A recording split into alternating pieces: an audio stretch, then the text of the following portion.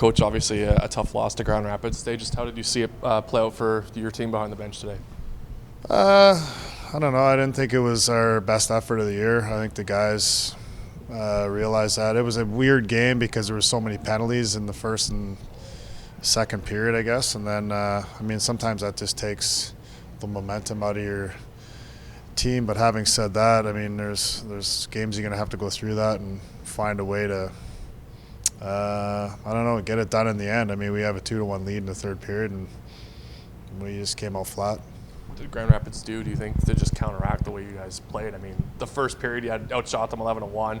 Like you said, second period up 2-1, and then the third period just seemed to kind of fall off the rails a little bit. Just how did you see it all play out? I think it was more of, they just started, they get an early goal right in the first shift, and then they just had momentum right from there and really just kind of took over the game.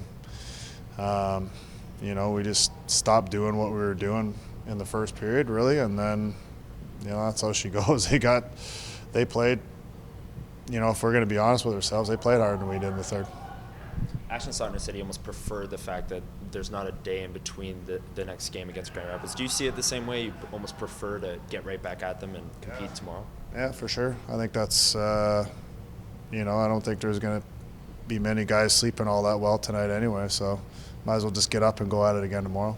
And then Grand Rapids scored three goals in the first 7.5 minutes in the third. Did you like the pushback after that from your team, or were you hoping to see a little bit more?